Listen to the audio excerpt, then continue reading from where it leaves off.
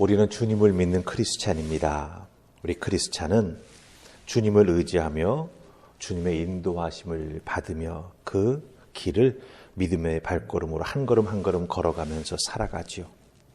특별히 우리 성숙한 크리스찬은 자기 자신이 살아가는 자기 인생의 주어를 내가 아니라 하나님으로, 주님으로, 성령님으로 말하면서 살아가는 사람입니다.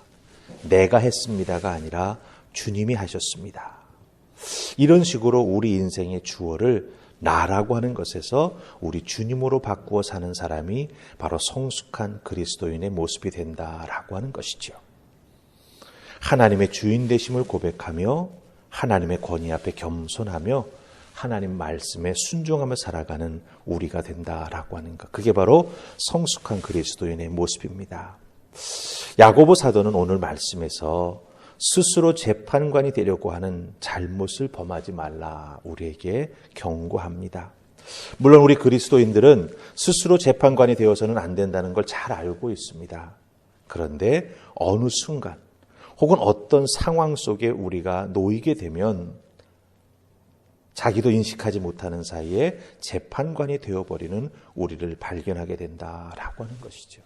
그럼 이런 상황, 나 자신도 모르게 이렇게 뭔가 탁 나를 건드리는 것이 있게 될 때 스스로 재판관이 되어버리는 그런 상황은 어떤 상황일까요? 우리가 그런 것을 오늘 말씀 속에서 좀 깨달아 알게 된다면 많은 도움을 받을 것입니다. 오늘 말씀 속에 우리 야고보 사도는 11절에서 그와 같은 것을 우리에게 알려주고 있습니다. 자, 어떤 상황에서 우리가 스스로 재판관이 될까요? 우리 11절 말씀 보십시다. 같이 읽습니다. 자, 시작. 형제들아 서로 비방하지 말라. 형제를 비방하는 자나 형제를 판단하는 자는 곧 율법을 비방하고 율법을 판단하는 것이라. 내가 만일 율법을 판단하면 율법의 준행자가 아니요 재판관이로다. 아멘. 예, 상황이라고 하는 게 무엇입니까? 바로 내가 비방받는 상황. 아니 그걸 넘어서서 네가 나를 비방해 나도 너를 비방할 거야. 이렇게 서로 비방하는 상황에 빠지게 되면 우리 스스로가 그것을 제대로 분별하지 못하고 재판관이 되어버리는 상황에 빠지게 된다라고 하는 것입니다. 특별히 11절 말씀 잘 보시면 형제들아 라고 야고보 사도는 불러놓고 서로 비방하지 말라라고 말합니다. 여기서 서로라고 하는 말은 무엇을 의미합니까? 상대방이 있다라고 하는 거죠.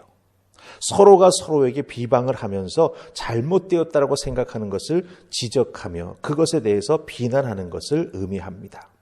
근데 특별히 여기서 사용된 비방하다라고 하는 말은 못못에 대해서 나쁘게 말하다 혹은 못못에 대항하여 말하다 이런 의미를 가지고 있습니다.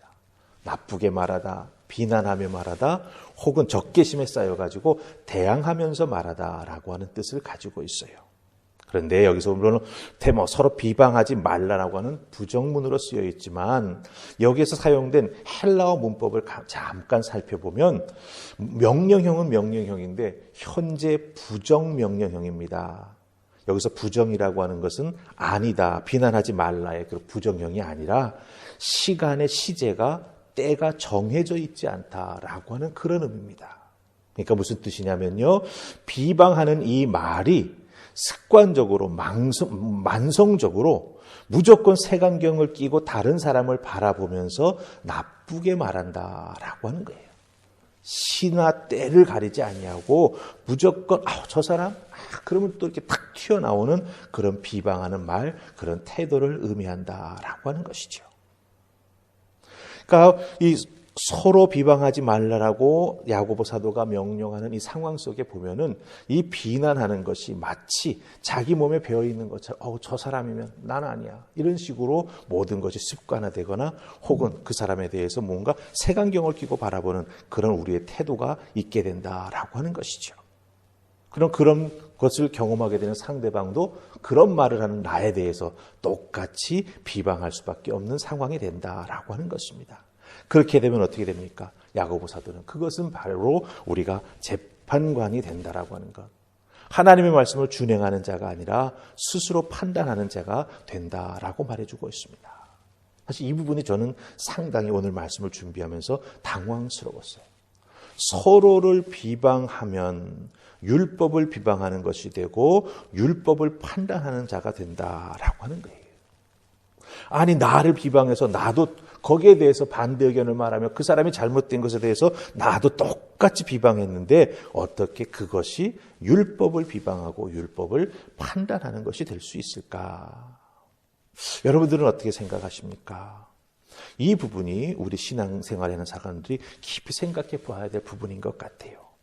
어떻게 사람에 대해서 비난하는 말을 했는데 그것이 하나님의 말씀을 비방하는 것이 될 수 있을까? 우리 12절 보십시다. 거기에 야고보 사도가 이렇게 말하는 이유가 나와 있습니다. 우리 같이 읽을까요? 자, 시작.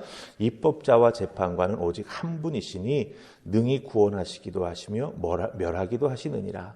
너는 누구이기에 이웃을 판단하느냐. 아멘. 입법자와 재판관 한 분이라고 했을 때 이건 하나님을 말씀하시는 거죠. 그 다음에 나오는 마음도 쭉 끝부분에 보시면 너는 누구이기에 이웃을 판단하느냐 이런 표현이 나옵니다. 바로 이 이웃이라고 하는 단어가 이 앞에 11절에 나왔던 내용을 이해할 수 있는 힌트를 준다라고 하는 거예요. 마가복음 13장 28절로 34절 보면은 예수님께서 변론을 잘 하시는 모습을 지켜보고 있다가 불쑥 나서서 물어보지요. 율법 중에서 가장 큰 계명이 무엇입니까?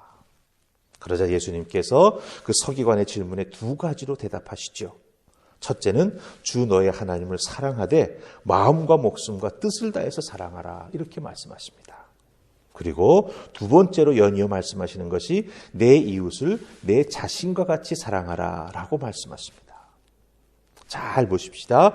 하나님께서 주셨던 10계명을 예수님께서 두 가지로 요약해 주셨습니다. 그런데 그 두 번째 요약해 주신 내용을 우리가 사랑하지 아니하고 우리가 거기에 대해서 판단하고 거기에 대해서 정죄한다라고 하면 그것은 결국 하나님의 말씀, 하나님의 율법을 우리가 비방하고 판단하는 자가 된다라고 하는 것입니다. 결국 이웃을 판단하고 재판하는 것은 하나님께서 주셨던 율법의 핵심을 거스리는 것이고 하나님의 율법을 거스린다라고 하는 것은 결국은 무엇입니까?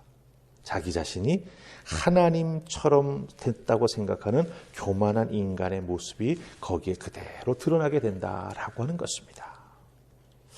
그렇기 때문에 야고보 사도는요, 교회 안에서 형제를 비방하고 비판하면 그 순간 자기 자신이 부지불식간에 하나님의 재판석에 앉게 된다라고 하는 사실을 꼭 인지하고 신앙생활에 나아갈 때 특별히 무언가 누구에 대해서 조언을 해줄 때라든지 무언가 좀 붙잡고 설명해 줘야 될 때 참 조심하는 자세로 나아가 행동해야 된다라고 하는 것을 우리들에게 일깨워 주고 있습니다. 형제의 눈 속에 있는 티를 지적하고 빼게 하려면 자기 눈 속에 있는 들보를 먼저 빼내야 한다라고 하는 것, 그것이 바로 우리 주님께서 말씀해 주셨던 중요한 진리가 되죠. 그런데 이게 참 쉽지가 않습니다. 서로 비방하는 상황에 몰리게 되면 이것저것 가리지 않게 되지 않습니까? 그렇기 때문에 우리 믿는 자들은 서로를 비방하는 자리에 서지 않기 위해 오늘 주신 말씀을 잘 기억할 필요가 있을 것 같아요. 그리고 누군가를 이렇게 탁 색안경 끼고 늘 바라보지 아니하고 주님의 마음으로 바라보게 될 때 우리 주님은 베드로와 같은 자도 용서해 주셨지 않습니까? 그런 마음으로 우리가 상대방을 바라보며 나아갈 때 귀한 모습이 교회 안에 세워져 나아갈 것입니다. 자, 오늘 말씀의 결론입니다. 우리 17절 말씀 보십시다. 같이 읽습니다. 자, 시작. 그러므로 사람이 선을 행할 줄 알고도 행하지 아니하면 죄니라. 아멘. 선을 행할 줄 알고도 행하지 않으면 죄라고 말합니다. 이것이 의미하는 바는 무엇입니까? 형제를 교만한 마음으로 비난하는 것, 그것이 잘못된 것을 알매도 불구하고 서로 비방하다 보니까 사람이 감정적으로 앞서게 되지 않습니까? 그것을 컨트롤하지 못하고 그것에 휘둘리기 시작하면 어떻게 된다? 결국은 죄가 된다라고 말하고 있습니다. 형제를 비방하는 것과 선을 행하지 않는 건 결국 같은 것이 된다라고 하는 것이죠. 그래서 우리들의 인생에 있어서 하나님의 주권, 나를 다스리고 계심을 우리가 깊이 인정해야 될 것이고 특별히 내 자신이 부족하다라고 하는 것을 늘 생각하면서 겸비한 마음으로 하나님 말씀 앞에 자기를 세워나가는 우리가 되어야 함을 오늘 말씀 우리에게 일깨워주고 있습니다. 오늘 주신 말씀 잘 기억하시면서 하나님 앞에 더욱더 신실함으로 나아가는 여러분 되시기를 주님의 이름으로 축복합니다. 아멘. 우리 기도하십시다. 좋으신 하나님 은혜 감사합니다. 오늘도 이 새벽 저희들을 주의 전으로 부르셔서 하늘의 은혜를 허락해 주시니 감사합니다. 주신 말씀 한 귀로 듣고 한 귀로 흘리지 말게 하시고 우리 마음판에 잘 새겨놓아 하나님 주신 말씀의 은혜로 우리들의 여러 가지 어렵고 힘든 상황, 서로를 비난할 수 있는 상황, 감정이 상할 수 있는 상황도 우리에게 찾아올 수 있는데 잘 이겨나가는 하나님의 사람들, 믿음으로 잘 조절하는 사람들, 주님의 사랑으로 나아가는 우리 모두가 될 수 있도록 하늘 은혜를 더하여 주시옵소서. 주신 말씀 꼭 붙잡고 오늘도 더욱더 깊은 기도의 자리로 나아가는 우리가 될 수 있기를 소원하옵고 예수님 이름으로 기도하옵나이다. 아멘.